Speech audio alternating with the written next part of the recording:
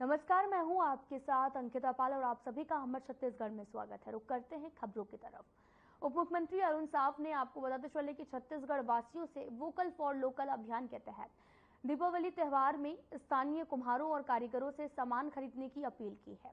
साथ ही उन्होंने धनतेरस और दीपावली की शुभकामनाएं दी। प्रभु श्री राम के ननिहाल छत्तीसगढ़ में यह त्योहार जो है वो बड़ी ही धूमधाम से मनाने की तैयारी की जा रही है। इस मौके पर उप मुख्यमंत्री अरुण साव ने प्रदेशवासियों से अपील की कि आप सभी स्थानीय कुम्हार और कारीगर के बनाए गए मिट्टी के दिए और अन्य सामान जरूर खरीदें।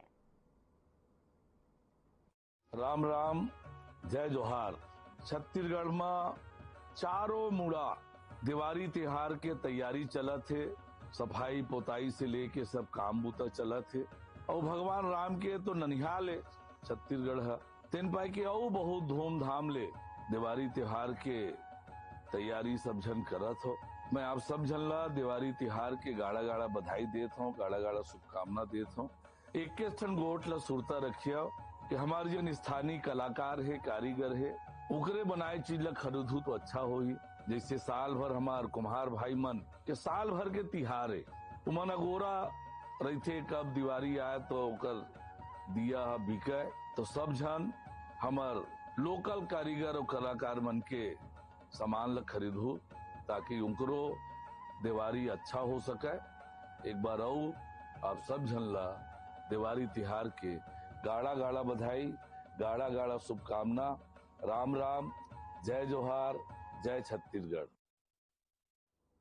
वहीं महतारी वंदन योजना पर महिला बाल विकास मंत्री लक्ष्मी राजवाड़े का बड़ा बयान सामने आया। उन्होंने कहा कि महतारी वंदन के तहत महिलाओं को 9वां किस्त जारी कर दिया गया है। वहीं महिलाएं जो हैं वो महतारी वंदन योजना से वंचित रह गई हैं।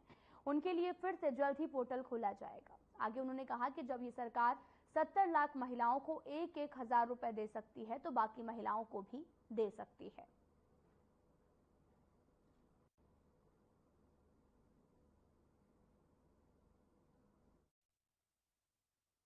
नौवां किस्त महतारियों के खाते में 70 लाख महिलाओं के खाते में चले गए। कुछ महिलाएं अभी भी हर पंचायत में 2, 4, 5 ऐसे किसी कारणवश से छूट गए हैं। हमारी सरकार जब 70 लाख महिलाओं को 1-1 हजार रुपये हर महीने दे सकती है तो कुछ छूटे हुए महिलाएं हैं, आने वाले समय में फिर से पोर्टल खुलेगा, आवेदन भरेंगे और उनको भी दिया जाएगा। ये इंतजार इसी साल खत्म होगा या अगले साल? देखिए, बहुत जल्दी उनका इंतजार खत्म होगा। महिलाओं के खाते में 1 हजार रुपये जाएंगे।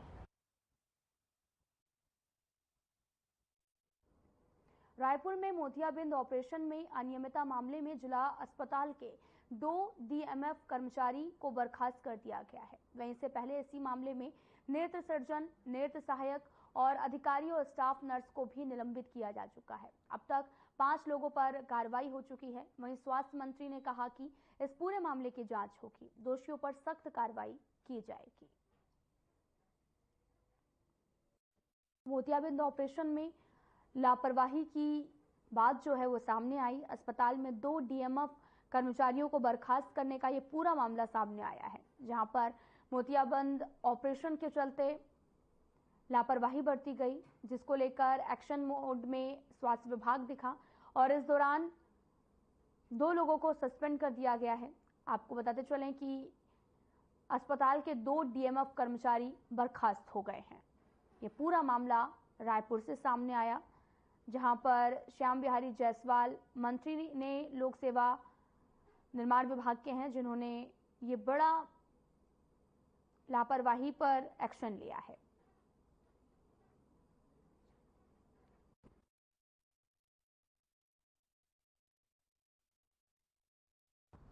एक मन को दुखी करने वाला घटना है और मैं जब से घटना की जानकारी मुझे मिली, मैं तत्काल उन लोगों को मेकाहारम बुलवाया और जितने भी लोगों की ऑपरेशन हुई है अब चिन्हित करके सारे लोगों से मिलकर हमारी स्टाफ उन 1-1 लोगों को देखेंगे। अगर कहीं भी दिक्कत है तो उनको लाने का सिलसिला भी जारी है।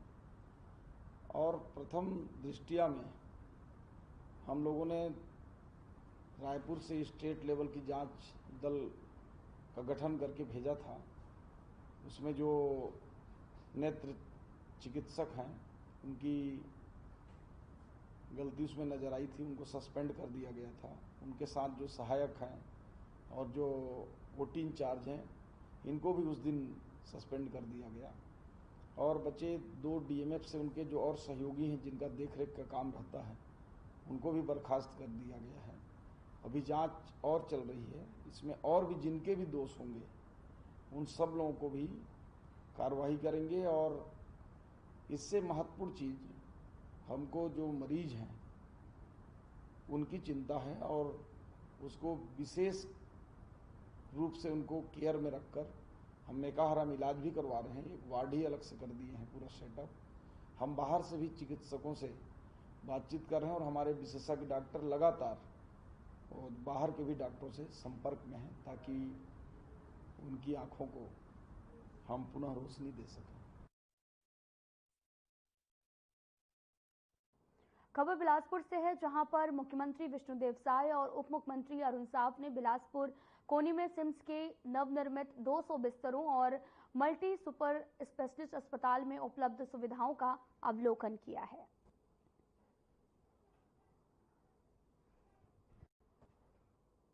नए सुपर स्पेशलिस्ट अस्पताल का अवलोकन करने के लिए पहुंचे 200 बिस्तरों वाला अस्पताल का जो है वो अवलोकन करते हुए नजर आए।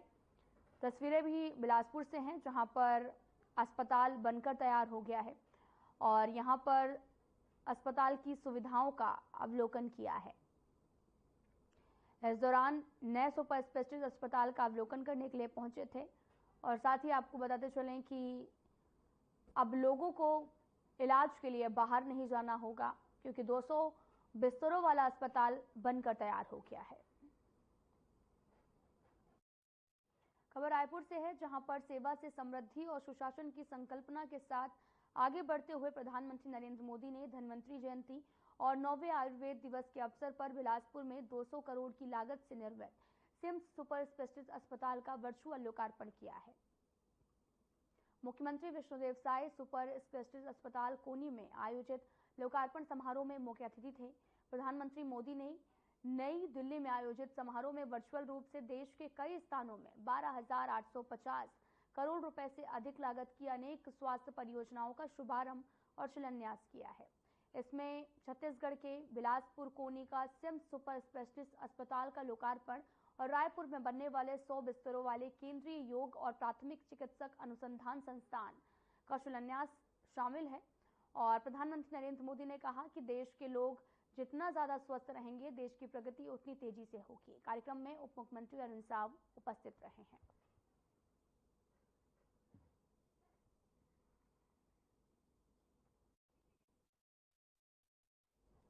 बिलासपुर से अपर मुख्य सचिव गृह एवं जेल और जिले के प्रभारी सचिव मनोज कुमार पिंगुआ ने भी अधिकारियों के साथ बैठक लेकर योजनाओं की विभागवार प्रगति की समीक्षा की। उन्होंने पुलिस विभाग की समीक्षा करते हुए नशे के फैलाव पर चिंता व्यक्त की है। पिंगुआ ने नशे के खिलाफ आपराधिक कार्रवाई से ज्यादा इसके विरुद्ध जन जागरूकता फैलाने पर जोर दिया है। उन्होंने कहा कि नशे से सभी तरह के अपराध जन्म लेते हैं, इसलिए इसकी रोकथाम पर गंभीरता से प्रयास किया जाना चाहिए। अभियान में विशेषकर युवाओं को शुरू से ही नशे की बुराइयों से अवगत कराया जाए। कलेक्टर अवनीश चरण, एसपी रजनीश सिंह सहित सभी विभागीय वरिष्ठ अधिकारी बैठक में उपस्थित रहे।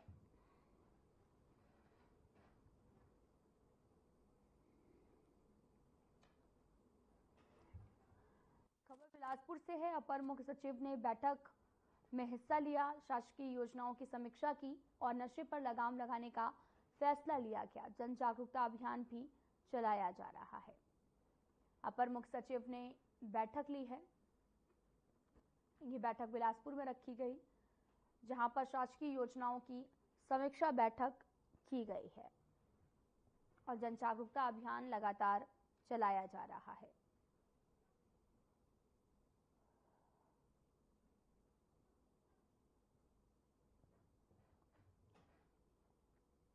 आपको बताते चलें कि जन जागरूकता अभियान लगातार जारी है।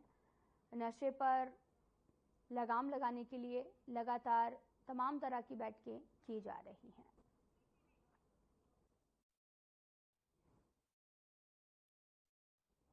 निकाय चुनाव में महज कुछ ही दिन बचे हुए हैं और ऐसे में वार पलटवार का दौर तेज है। कांग्रेस ने प्रेस कॉन्फ्रेंस के दौरान कुरूद विधायक अजय चंद्राकर पर निशाना साधा, तो वहीं बीजेपी ने भी कांग्रेस के आरोपों पर पलटवार किया है। बघारा स्थित कार्यालय में प्रेस कॉन्फ्रेंस कर कांग्रेसियों के विकास कार्यों की सूची कांग्रेसियों को गिनाया है।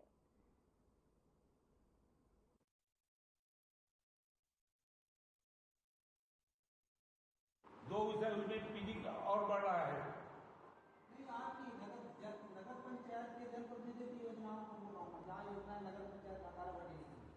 हमारी आगामी योजना क्या है नगरवासियों के लिए? नगरवासियों के लिए पानी के बीच में जो तकलीफ होती है गर्मी में, वो तकलीफ भी और बिल्कुल तकलीफ ना हो, इसके लिए आज हमने अपने निधि से 2 handpump ward number 11, ward number 13 में अपने निधि से मैं 2 हैंडपंप की स्वीकृति दी हूँ। वार्ड 11 और 13 में।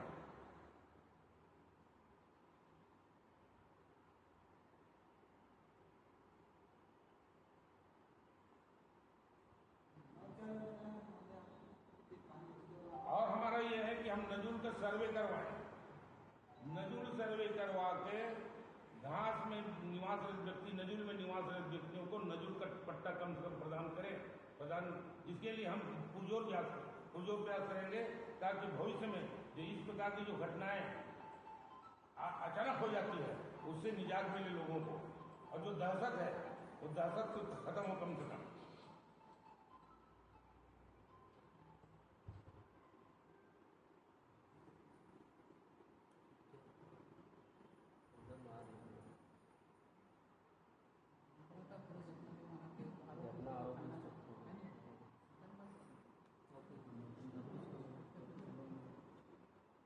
और उसमें छूट गए जो कांग्रेसियों ने आरोप लगाया है, अजय चंद्राकर को मंत्री नहीं बनाया। वो भाजपा की चिंता है, कांग्रेस की चिंता करने की जरूरत है। वो भाजपा चिंता करेगी। और अजय चंद्राकर विधायक 2 मंत्री बराबर हैं। 1 मंत्री नहीं, 2 मंत्री बराबर है। और ऐसे राज्य मंत्री नहीं, कैबिनेट मंत्री बराबर है। उसका कोई काम रुकने वाला नहीं है। और भारतीय जनता पार्टी की सरकार अभी 4.25 साल रहेगी।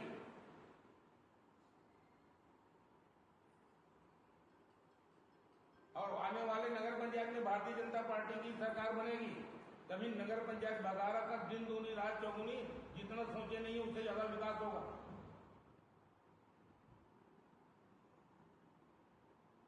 जहां पर हमारी सोच नहीं पहुंचती, उससे पहले अजय चंद्राकर सोच पहुंच जाता है कि हम क्या करें बघारा के लिए। जितना विकास उन्होंने खुद में कराया, उतना ही विकास बघारा में करवाया। एक विधायक आपने देखा है, एक हादसा हुआ था, अजय चंद्राकर को लेखराम ने हरवा दिया था। लेखराम अपने सिलौटी का रोड आज तक नहीं बना पाया, आज तक नहीं बना पाया रोड। कॉलेज बनाया, किसने बनाया? लेखराम का गाँव करके छोड़ देता अजय चंद्राकर, लेकिन उसमें भेदभाव नहीं है। वो किसी की गाँव होगा, उसमें लेखराम का बच्चा नहीं पढ़ेगा, क्षेत्र के लड़का पढ़ेगा, क्षेत्र के हमारे होनहार बालक वहां पढ़ेगा, उसके लिए उसका प्रयास रहता है। ये विचार, इसका सोच, ये सोच भारतीय जनता पार्टी में हो सकती है, कांग्रेस में नहीं।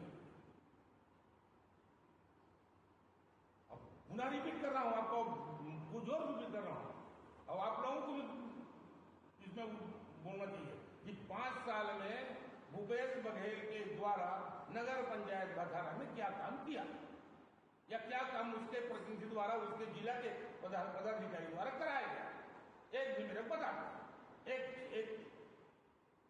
अब 1 लाख का कोई कहूँ नाली बना दे, वो भूपेश बघेल की उपलब्धि नहीं है। जैसे अजय चंद्राकर 132 के हुए, 440 के हुए महाविद्यालय, स्टेडियम, सुपेला से बघारा से सुपेला, बघारा से सिलगढ़, जो लाइफ लाइन बना दिया, जिससे जन जीवन की स्थिति परिवर्तन होती है। ऐसा कोई काम बता दें। कमी अभी भी है, सरकारी हॉस्पिटल में डॉक्टर है। इसके लिए हम विवाद रखेंगे आगे। तो वहीं उप मुख्यमंत्री अरुण साव ने मंत्रालय में राज्य कैबिनेट की बैठक की है। इसके बाद प्रेस कॉन्फ्रेंस की। इस दौरान उन्होंने कैबिनेट की बैठक में लिए गए निर्णयों की जानकारी दी है।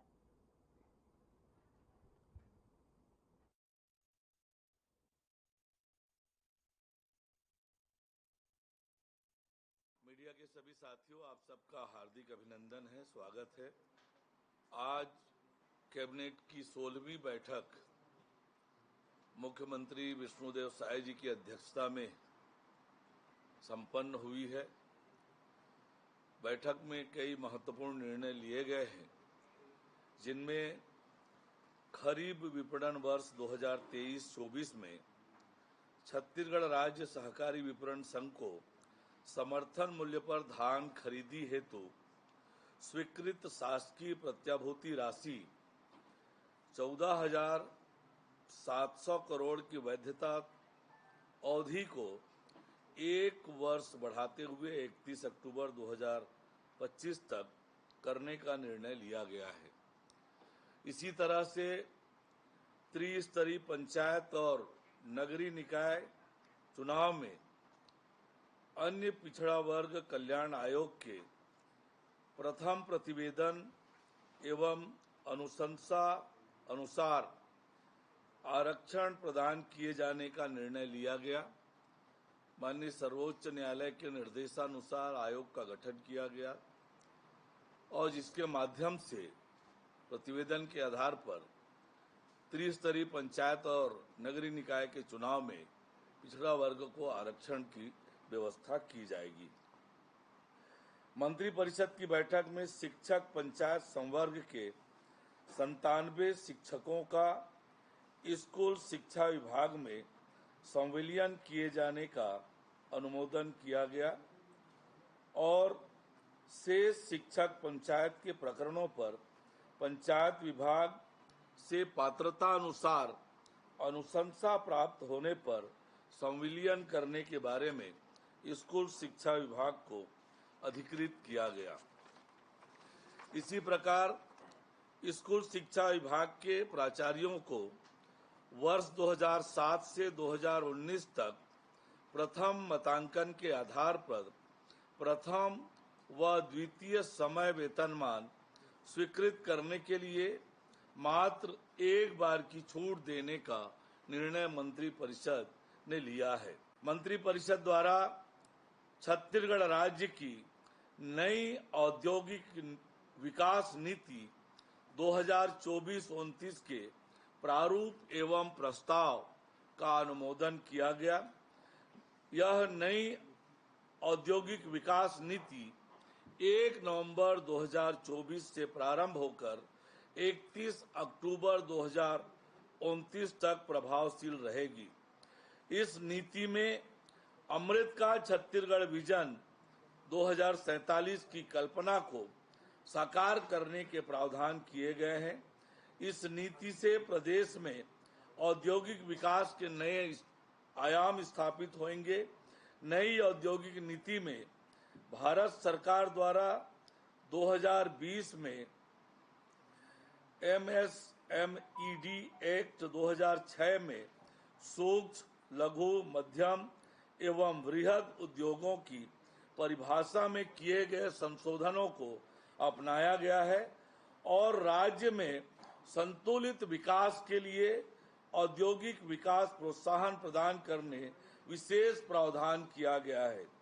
नवीन औद्योगिक नीति 2024-29 के उद्देश्यों की पूर्ति के लिए राज्य में नई उद्यमों की स्थापना, विस्तारीकरण, विविधीकरण, प्रतिस्थापन एवं अन्य कार्यों के लिए औद्योगिक निवेश प्रोत्साहन प्रदान किया जाएगा।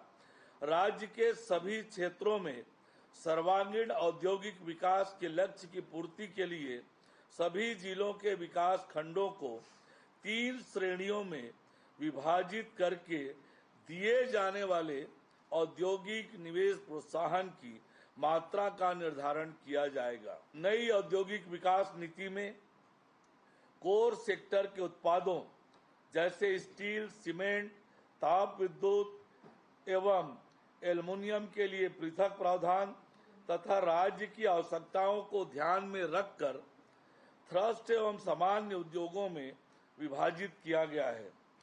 फार्मास्यूटिकल, टेक्सटाइल, फूड प्रोसेसिंग, कृषि उत्पाद संरक्षण जैसे इलेक्ट्रॉनिक उत्पाद, IT ईएस आदि के लिए आकर्षक औद्योगिक निवेश प्रोत्साहन दिए जाने का प्रावधान रखा गया है ताकि ज्यादा से ज्यादा लोगों को रोजगार उपलब्ध हो सके। मंत्री परिषद की बैठक में अमृतकाल छत्तीसगढ़ विजन 2047 विजन डॉक्यूमेंट के प्रारूप का भी अनुमोदन किया गया। नया रायपुर अटल नगर में निवेश, रोजगार एवं बसाहट को प्रोत्साहन देने हेतु सूचना प्रौद्योगिकी उद्योग, स्वास्थ्य सेवाएं, शैक्षणिक संस्थान, इलेक्ट्रॉनिक्स एवं इलेक्ट्रिकल उद्योगों के विकास हेतु रियायती प्रीमियम दर पर भूखंड आवंटन की व्यवस्था करने का निर्णय लिया गया ताकि ज्यादा निवेश आ सके और ज्यादा लोगों को रोजगार मिल सके। मंत्री परिषद ने छत्तीसगढ़ के तकनीकी शिक्षा विभाग में भी राष्ट्रीय शिक्षा नीति 2020 को लागू करने का निर्णय लिया है। इससे छात्र छात्राओं को समग्र एवं लचीले शिक्षा प्रणाली के साथ ही गुणवत्ता युक्त शिक्षण की सुविधा मिलेगी। शोध और नवाचार को बढ़ावा देने के लिए अधिक संसाधन और सहयोग प्राप्त होंगे। उद्योगों को अधिक कुशल कार्यबल मिलेगा। मंत्री परिषद की बैठक में जनहित को देखते हुए अचल संपत्ति के अंतरण संबंधी दस्तावेजों के रजिस्ट्रीकरण फीस के युक्ति युक्तकरण का भी निर्णय लिया गया है। बैठक में रजिस्ट्रीकरण अधिनियम 1960 से संबंधित रजिस्ट्रीकरण शुल्क सारणी में पुनरीक्षण संबंधित प्रस्ताव का अनुमोदन किया गया है। साथ ही छत्तीसगढ़ नगर पालिका अधिनियम 1956 अध्यादेश 2024 के प्रारूप का अनुमोदन किया गया। छत्तीसगढ़ नगर पालिका अधिनियम 1961 अध्यादेश 2024 के प्रारूप का भी अनुमोदन आज की बैठक में मंत्री परिषद ने किया है। वो कौन से उद्योग हैं जिनको सबसे ज्यादा प्रोत्साहन दिया जाएगा, ऐसी कोई प्लानिंग की गई है नई उद्योग में? स्पष्ट रूप से जो छत्तीसगढ़ के हित के दृष्टि से ज्यादा रोजगार उपलब्ध करा सके और छत्तीसगढ़ राष्ट्रीय स्तर पर निवेश में आगे बढ़ सके, ऐसे ही हमने औद्योगिक नीति में प्राथमिकता का क्रम तय किया है। संपूर्ण छत्तीसगढ़ का औद्योगिक दृष्टि से विकास हो, इसलिए अलग प्रकार से विकास खंड वाइज रचना औद्योगिक नीति में बनाई है। ग्राम नियानार जगदलपुर जिला बस्तर में एनएमडीसी के अधिकारियों कर्मचारियों हेतु आवासीय परिसर के निर्माण हेतु छत्तीसगढ़ गृह निर्माण मंडल को आवंटित 118 एकड़ शासकीय भूमि मंडल द्वारा सीएसआईडीसी को रजिस्ट्री के माध्यम से विक्रय की अनुमति प्रदान करने का भी निर्णय लिया गया। नया रायपुर परियोजना हेतु आपसी करार द्वारा निजी भूमि क्रय करने पर नया रायपुर अटल नगर विकास प्राधिकरण को 31 मार्च 2026 तक मुद्रांक शुल्क में छूट दिए जाने का निर्णय लिया गया। मंत्री परिषद द्वारा राज्य में राज्य आयुक्त दिव्यांग जन कार्यालय में राज्य आयुक्त के एक पद के सृजन का भी निर्णय लिया गया। मंत्री परिषद ने घोषणा पत्र के अनुरूप राज्य में मुख्यमंत्री तीर्थ दर्शन योजना प्रारंभ करने का निर्णय लिया गया। इसके द्वारा मोदी की एक और गारंटी सरकार ने पूरा किया है। इस योजना के तहत राज्य के 60 वर्ष या अधिक आयु के व्यक्ति, दिव्यांगजन, विधवा, परित्यक्ता महिलाओं को उनके जीवन काल में एक बार प्रदेश के बाहर स्थित चिन्हित तीर्थ स्थानों में से एक या एक से अधिक स्थानों की निःशुल्क यात्रा कराई जाएगी। फिलहाल इस वीडियो में इतना ही। नमस्कार।